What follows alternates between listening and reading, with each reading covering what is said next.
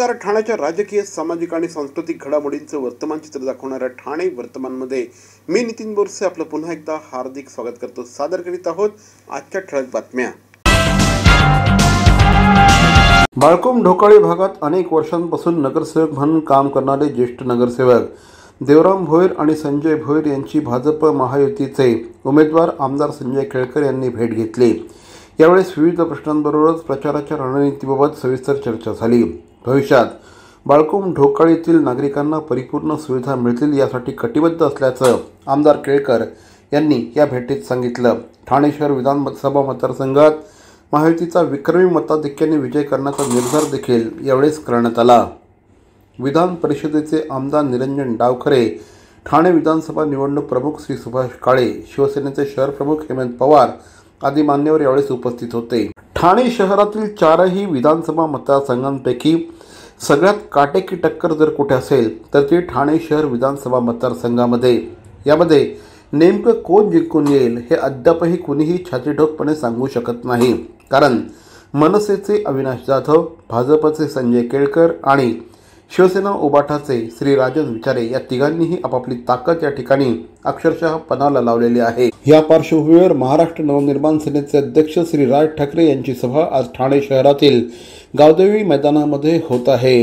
गावदेवी मैदानामध्ये अनेक वर्षांनंतर सभा होत आहे.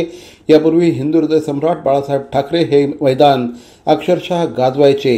या मैदानावर अनेक वर्षांनी राज ठाकरे यांची सभा होते आहे. या सभेमध्ये राज ठाकरे नेमकं काय बोलतात याकडे सगळ्यांचंच लक्ष लागलं आहे. काही दिवसांपूर्वी राज ठाकरे यांनी मुख्यमंत्री एकनाथ शिंदे यांच्यावर जबरदस्त टीकास्त्र डागलं होतं. आता राज ठाकरे ठाण्यात येऊन मुख्यमंत्र्यांच्या ठाण्यात येऊन काय बोलतात याकडे सगळ्यांचंच लक्ष आहे. सर्व नागरिकांना आवाहन करण्यात येत आहे की सध्या डासांमार्फत पसरणाऱ्या डेंग्यू या आजाराचा प्रसार रोखण्यासाठी प्रत्येकाने पुढील प्रमाणे कार्यवाही करावी. डेंग्यू आजार एडिस इजिप्ती हा डास चावल्याने होतो. या डासांची पैदास साचलेल्या किंवा साचवलेल्या स्वच्छ पाण्यामध्ये होते. 8 दिवसांपेक्षा जास्त दिवस पाणी उघडे व साचून राहिल्यास त्यात डास अंडी घालतात. अंड्यांच्या अळ्या तयार होऊन पुढे डास तयार होतात. यासाठी आपल्या घरातील पाणी साठे उदाहरणार्थ बॅरल्स, पिंपे, टाक्या, हौद, रांजणे इत्यादी दर आठवड्याला रिकामे करून घासून पुसून कोरडे करून पुन्हा भरावे. 1 दिवस कोरडा दिवस म्हणून पाळावा. पाणी साठ्यांना घट्ट झाकणे बसवावीत किंवा जुनी साडी, चादर, धोतर यांनी बांधून झाकून ठेवावीत. म्हणजे डास त्यात जाऊन अंडी घालणार नाहीत. घराच्या गच्चीवर, आजूबाजूला, अंगणात कोठेही पाणी साचू देऊ नये. भंगार सामान उघड्यावर टाकू नये. उदाहरणार्थ टायर्स, प्लास्टिक सामान, कुंड्या, टाकाऊ वस्तू इत्यादी. अशा सामानात पावसाचे पाणी साठून त्यात डेंग्यूच्या डासांची पैदास होते. घरातील कूलर्स, फ्रीजच्या पाठीमागील ट्रे हे देखील वेळोवेळी कोरडे करावेत. लक्षात ठेवा, नुसत्या फवारणीने डास घनता कमी होत नाही, तर त्यासाठी डास पैदास ठिकाणे नष्ट करणे ही आपल्या सर्वांची जबाबदारी आहे. कोणताही ताप अंगावर न काढता जवळच्या शासकीय रुग्णालयात मोफत औषधोपचार घ्या. अशा प्रकारे नागरिकांनी सहकार्य केल्यास डेंग्यूचा प्रसार रोखणे सहज शक्य आहे.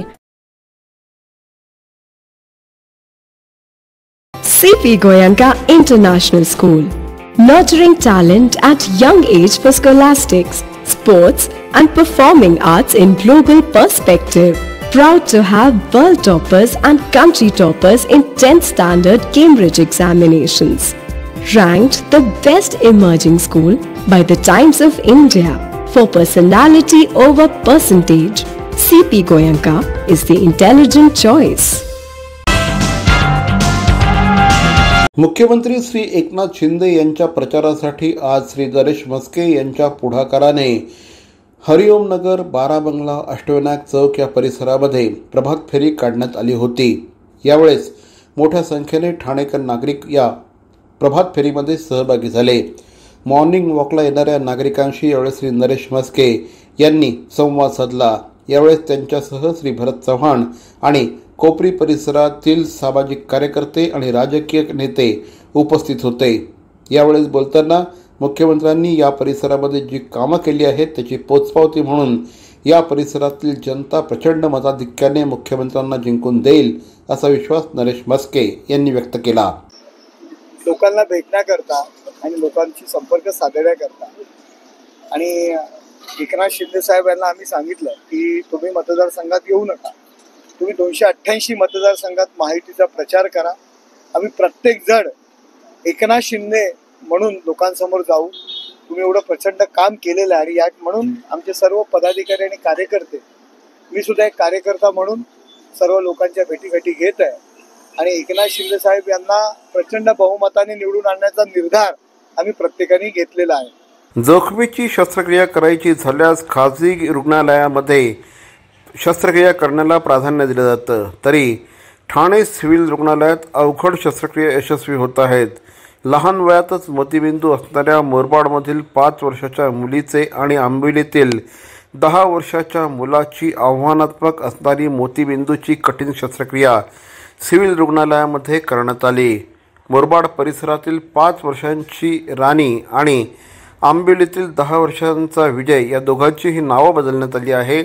या दोन्ही मुलांना मोतीबिंदूचा त्रास होता. या दोन्ही मुलांना रुग्णालयामध्ये दाखल केल्यानंतर जिल्हा शल्यचिकित्सक डॉक्टर कैलास पवार आणि अतिरिक्त जिल्हा शल्यचिकित्सक डॉक्टर धीरज महांगडे यांच्या मार्गदर्शनाखाली दोघांच्या डोळ्यांची मोतीबिंदू शस्त्रक्रिया यशस्वीरित्या पार पडली आहे, अशी माहिती नेत्रसर्जन डॉक्टर शुभांगी अंबडेकर यांनी दिली. एक 5 वर्षाची लहान मुलगी आहे. तिला जेव्हा ती चालायला लागली तर ती धडपडत होती. तेव्हा त्याच्या लक्षात आलं की याला काहीतरी प्रॉब्लेम आहे. तर थोड्या दिवसानंतर लक्षात आलं की दिसायला अडचणी आहे.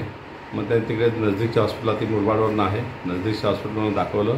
त्याच्यानंतर त्याला इथे रेफर केलं. इथे रेफर केलं तर कळलं की कॅटरॅक्ट आहे आणि एक विशिष्ट प्रकारची सर्जरी करावं लागेल. त्यांना इकडे सगळं टेस्ट वगैरे केल्या, सगळे फिटनेस वगैरे घेतली आणि ऑपरेट केलं आणि आता तिला छानपैकी दिसायला लागलेलं आहे. तसं हा मुलगा 10 वर्षाचा आहे. यालाही काही 1.5-2 वर्षापासून अंधुक दिसायला लागल्यापासून घरच्यांना थोडं लक्षात आलं की याला थोडं अंधुक दिसते. तोही सांगायला लागला त्याला कळत असल्यामुळे. मग त्यांना इथे रेफर केलं आहे आमच्याकडे प्रायव्हेट हॉस्पिटल, गव्हर्नमेंटच्या हॉस्पिटलमधून. ते लक्षात आलं की याला कॅटरॅक्ट आहे. दोघांच्या रिस्की सर्जरी होत्या थोड्याशा, परंतु आमच्या डॉक्टरांच्याकडे लेझर मशीन्स आहेत, फेको आहे. अतिशय अद्ययावत टेम्पररी हॉस्पिटल जरी असलं तर आमच्याकडे अद्ययावत मशिनरीज अवेलेबल आहेत. तर ऑपरेट केलं आमच्या डॉक्टरांनी. आम्ही सगळ्यांनी बसून आणण्याचे फिटनेस वगैरे असतील. आमच्या डॉक्टर अंबाडीकर मॅडम जे ऑप्थॉल्मॉलॉजिस्ट आहे, सिनियर ऑप्थॉल्मॉलॉजिस्ट, त्यांनी सांगितलं आपण इकडे करूया आणि आम्ही केलं. सर्जरी सक्सेसफुल झालं आहे. तर मंडळी, या होत्या आजच्या ठळक बातम्या. आजचा एपिसोड आपल्याला कसा वाटला आम्हाला जरूर कळवा. आमचा पत्ता आहे Dadoji Konde stadium, shop number 16, Khatan road, Thane पश्चिम. दूरध्वनी क्रमांक 9820939420. तर मग पुन्हा भेटू उद्या याच वेळी याच ठिकाणी ठाणे वर्तमानमध्ये. तोपर्यंत धन्यवाद. जय हिंद, जय महाराष्ट्र.